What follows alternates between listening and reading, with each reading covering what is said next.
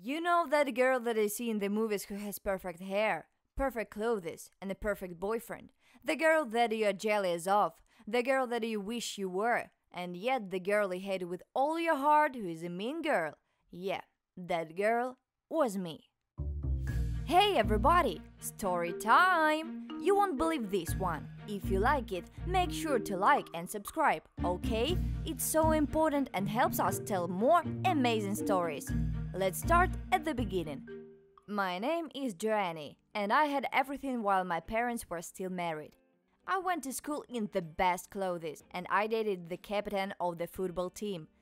My hair cost $500 a month, and my parents paid for it. At least they did until the day they told me they were getting a divorce. It really shouldn't have come as a surprise to me. Every day I went to school looking perfect and being happy, and every night I went to bed sobbing as my parents yelled horrible things at each other downstairs. I may have looked happy at school, and I may have been the popular girl in every class, but it was all an act. I did all I could to keep a smile on my face until 3:25, when the bell rang, and I went home to Instagram some perfect world while listening to shouting and doors slamming.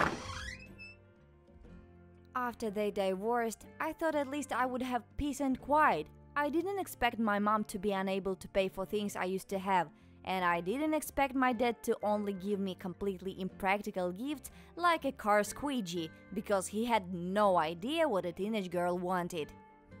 I didn't expect my boyfriend to break up with me because I didn't really look like a cheerleader after 2 months of not having my hair done. And I didn't expect my friends to stop calling because I couldn't afford to buy them food anymore with my allowance. Every day felt more miserable than the last. But there was one day where everything changed. I was standing at the front of the cafeteria scanning the tables.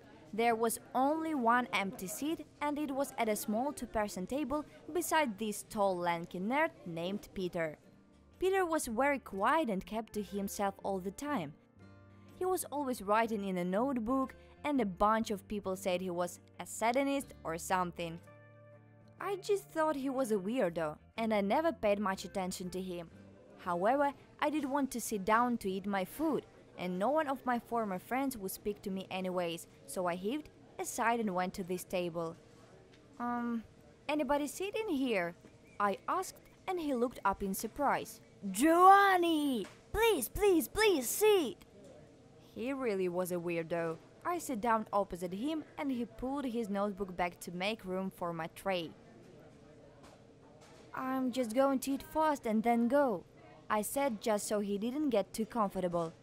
I have a lunchtime meeting with Mr. Danvers. How come? Mr. Danvers never meets with the people unless they're failing math? Yeah, go ahead and make fun of me, Mr. A plus student, I'm failing math, okay? His face contorted in confusion. I wasn't going to make fun of you. Everyone else does, I replied and pushed my no longer highlighted hair behind me as I ate. And the perks of having divorced parents is that both of them yell at you separately. I could help, he said quietly. With divorced parents or math? He raised an eyebrow. Either, I guess, he said, and I laughed out loud. Peter, you can't help my parents get back together. It isn't a math problem. Well, it sort of is, he replied and then opened his notebook. I saw thousands of scribbles that didn't make sense, but I saw my parents' name on one page. You see, people are like math equations. They need variables to operate and get to the right answer. Tony and Gina are fighting right now because he only brought her one yogurt with her lunch, and she likes two. Mr. Danvers has to have exactly 2.3 coffees before he talks like a reasonable person in math class. You like to double knot your shoe 3.5 times a day on average to feel secure. Your parents needed to do 5.4 more things a month together to feel more connected. When they volunteered at the school for dances and stuff, I noticed it. I stared at him. How do you know that? He shrugged. Observations. writing down all the variables. I stared at him a little longer. He was really weird, but I noticed behind his glasses that his eyes were the nicest blue I had ever seen. Why had I never noticed that before? What do you say? Do you want help? I have already worked out the equation. I didn't really think it would work, but I was furious. After all, I had nothing to lose. Sure, I said, thinking nothing of it. Let's do it. His eyes lit up. Really? You will let me help? Yeah. His eyes were really nice behind those glasses. But one question, why are you helping me? He blushed and looked down at his notebook. I just want to, he said in the kindest voice I had ever heard. Sure, thank you. He looked up at me and I felt a shiver go down my spine, and it wasn't the bad kind. One day of helping me turned in 2 and 3 and 4.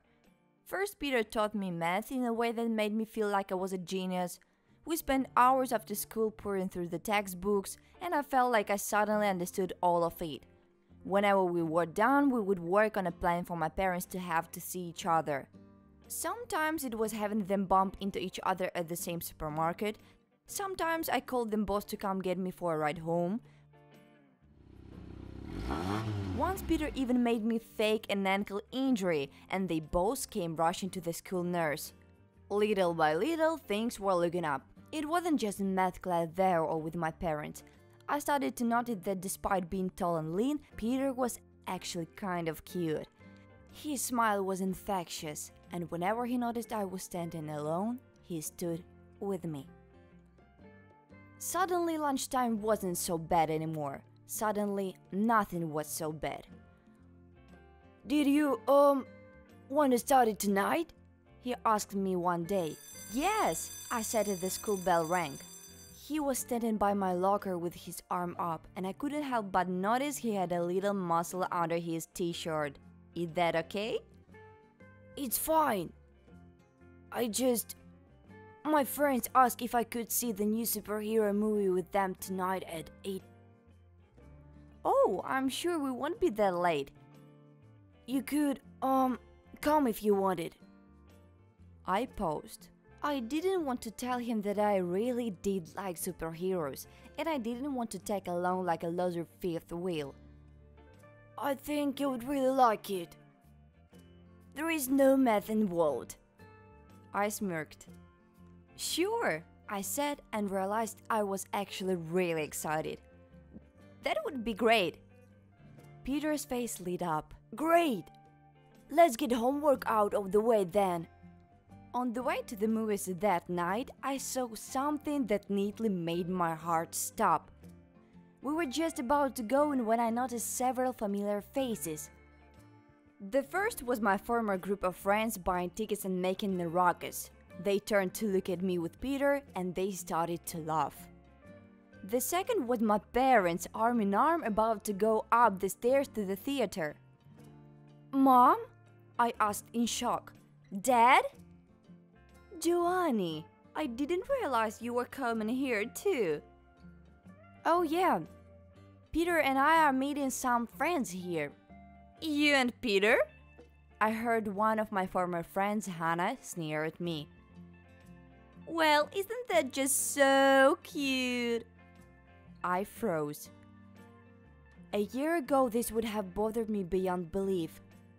A year ago, I would have died of embarrassment. But now? Now all I could think about was how mean of a person Hannah was making fun of someone for no reason. Peter's friends were at the top of the stairs, and they were smiling and waving excitedly at us. My parents were smiling at each other, and they seemed like they were fully in love all over again. I thought I had everything until they divorced, and then I thought my life was over. But now, surrounded by happy faces and excited friends, I realized that before I had nothing but haircuts, nail polish, and shallow classmates. I linked my arm in Peter's. Thanks, I said to Hannah, and turned to him. Shall we go upstairs? I'm really sorry about that, he said to me as we walked and my parents followed behind us. We cannot hang out so much if it's, No. I thought I had everything before, but it wasn't until I met you that I realized I have everything now. I put my head on his shoulder and he beamed as we got up upstairs. Guys, this Giovanni, he said, and his friends excitedly greeted me. See you after the movie, my parents said, and went into another theater. I wasn't that girl that he saw in the movies anymore. My hair was all one color, my clothes were plain, and my new crush wasn't a joke. However, I was that girl that he saw going to the movies, smiling and happy with her friends. In my opinion, that was so much better than before. Did you go through something like this? Comment down below so I don't feel like I'm the only one in the world.